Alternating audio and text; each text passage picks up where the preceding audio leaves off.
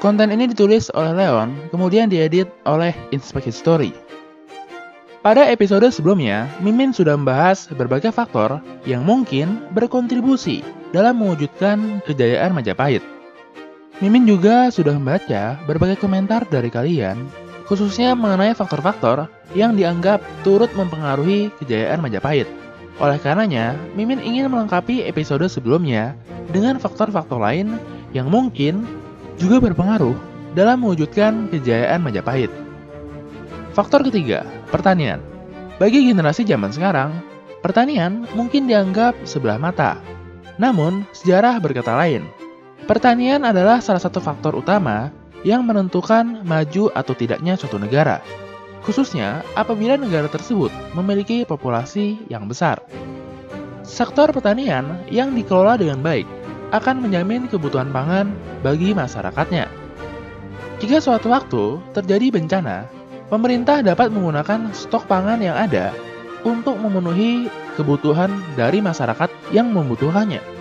Salah satu faktor utama yang menyebabkan kejayaan Majapahit adalah bidang pertaniannya. Mengapa demikian? Karena pertanian Majapahit bukanlah pertanian biasa. Pulau Jawa memang terkenal akan gunung berapinya yang masih aktif bahkan hingga sekarang, yang sewaktu-waktu dapat meletus dan menyebabkan korban jiwa. Di sisi lain, terjadinya bencana juga memiliki manfaatnya tersendiri, seperti adanya lava dan abu vulkanik yang di kemudian hari akan berubah menjadi tanah vulkanik. Tanah vulkanik adalah salah satu tanah tersubur di dunia yang sangat bermanfaat bagi kegiatan pertanian.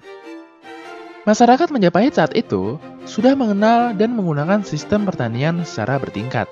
Selain itu, mereka juga telah menggunakan teknologi pertanian seperti dam dan sistem irigasi. Penggunaan sistem pertanian bertingkat atau yang kita kenal dengan sebutan terasering memperluas lahan pertanian yang mungkin ditanami oleh Majapahit. Sedangkan teknologi pertanian seperti bendungan dan sistem irigasi memungkinkan lahan pertanian untuk meningkatkan produktivitas pangannya.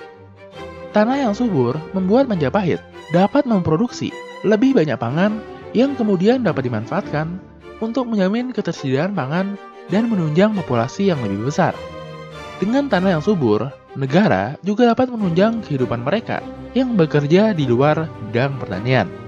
Misalnya, seperti mereka yang bekerja di pemerintahan atau birokrasi, mereka yang bekerja di bidang ekonomi dan infrastruktur, mereka yang bekerja di bidang militer, serta orang-orang yang terlibat di dalam dunia keagamaan. Oleh karenanya, pertanian yang kuat sangat berpengaruh dalam mewujudkan kejayaan Majapahit. Faktor keempat, perdagangan. Hasil pertanian yang melimpah memungkinkan Majapahit untuk memperdagangkannya dengan berbagai komoditas, khususnya rempah-rempah yang berasal dari Maluku. Saat itu, rempah-rempah Maluku merupakan komoditas yang sangat berharga dan banyak dicari oleh para pedagang. Alhasil, Majapahit sering menukar pangan dengan rempah-rempah Maluku, yang kemudian diperdagangkan kembali dengan berbagai komoditas dari negara-negara lain, seperti keramik dan sutra dari Tiongkok, kain patola dari India, biji besi dari Sulawesi, dan komoditas lainnya di wilayah Asia Tenggara. Mungkin kamu bertanya, bagaimana mungkin hal ini bisa terjadi? Salah satu penyebabnya adalah letak geografis dari Majapahit, yang berada di tengah-tengah jalur perdagangan India dan Tiongkok. Majapahit menguasai semenanjung Malaya. Demikian juga dengan wilayah-wilayah lainnya di Nusantara, baik secara langsung maupun secara tidak langsung. Alhasil, keuntungan dagang yang diperolehnya terus meningkat dan memampukan Majapahit dalam mencapai kejayaannya. Faktor kelima, diplomasi. Diplomasi adalah hal yang sangat penting bagi keberlangsungan suatu negara, termasuk Majapahit. Dengan diplomasi, suatu negara dapat mencegah terjadinya peperangan dan memperoleh manfaat dari adanya perdagangan. Kerajaan Majapahit berhasil membina hubungan baik dengan berbagai kerajaan yang ada di Asia, seperti Kamboja, Vietnam, Thailand, dan sebagainya. Sekalipun pada saat pendiriannya, Majapahit sempat terlibat pertempuran melawan pasukan dari dinasti Yuan atau Kublai Khan. Di bawah Raden Wijaya, Majapahit mampu memulihkan kembali hubungan diplomasi dengan dinasti Yuan yang tentunya memberikan Majapahit berbagai manfaat. Faktor yang keenam, teknologi pembuatan kapal. Sekalipun kerajaan-kerajaan di Nusantara pada dasarnya sudah mengenal teknik pembuatan kapal, namun teknologi pembuatan kapal dari dinasti Yuan yang bersifat ekspansionis memampukan Majapahit untuk membuat kapal yang berukuran lebih besar dengan panjang sekitar 70 meter dan berat sekitar 500 ton. Dengan menguasai teknologi pembuatan kapal ini, Majapahit dapat memanfaatkannya baik sebagai kapal perang untuk keperluan militer maupun sebagai kapal kargo untuk keperluan perdagangan. Bagaimana transfer teknologi tersebut bisa terjadi? Dalam hal ini, terdapat dua pandangan. Pandangan yang pertama menyatakan teknologi pembuatan kapal ini adalah pemberian dari dinasti Yuan atas pemulihan hubungan diplomasi dengan Majapahit. Pandangan yang kedua menyatakan bahwa teknologi ini didapat dari pasukan-pasukan Mongolia yang berhasil ditangkap oleh Majapahit. Yang jelas, faktor inilah yang membuat Angkatan Laut Majapahit menjadi lebih kuat dibandingkan kerajaan-kerajaan di sekitarnya. Faktor yang ketujuh, keberagaman. Berkembangnya perdagangan membuat Majapahit banyak dikunjungi oleh para pedagang asing, termasuk dari Tiongkok. Sebagian dari mereka memutuskan untuk tinggal di Nusantara.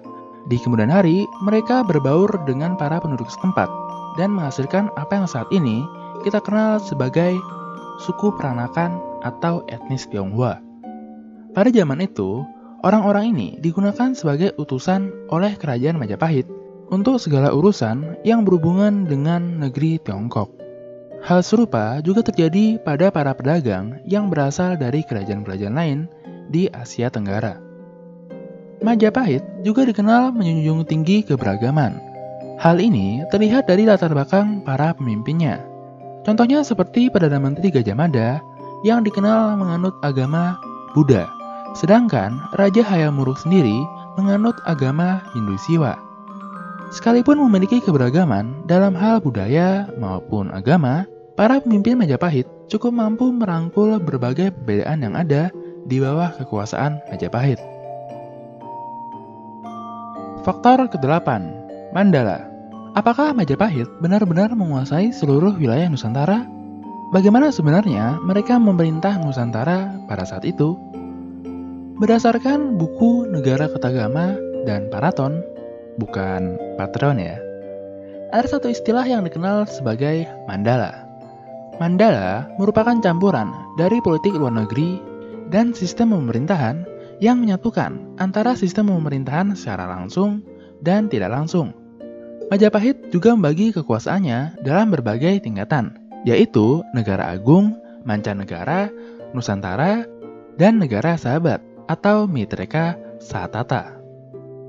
Tingkat yang paling mendasar bagi kerajaan Majapahit adalah Negara Agung, yang merupakan wilayah-wilayah terpenting dari Majapahit dan diperintah secara langsung oleh sang raja.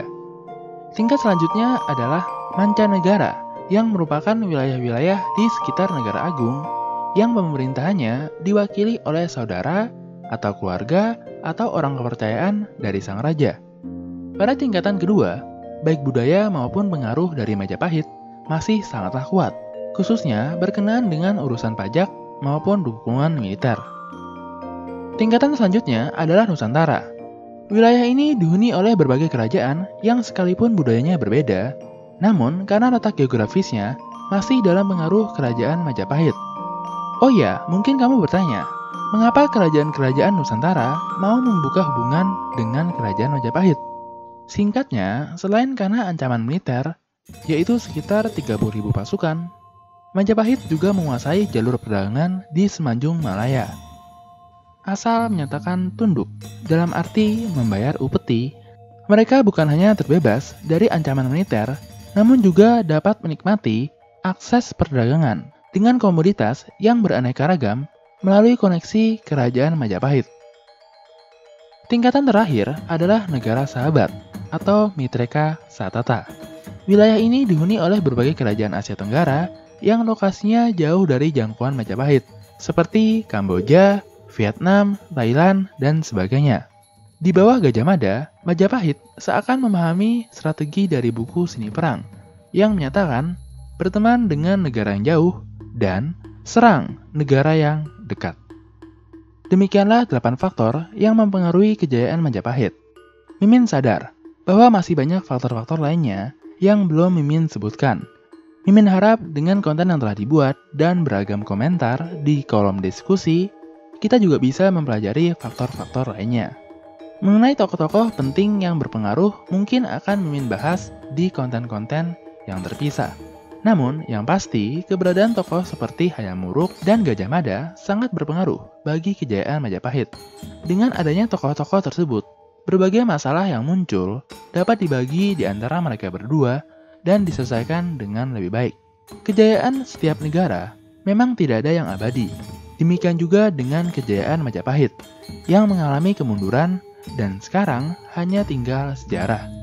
Menurutmu, mengapa pada akhirnya Kerajaan Majapahit bisa runtuh?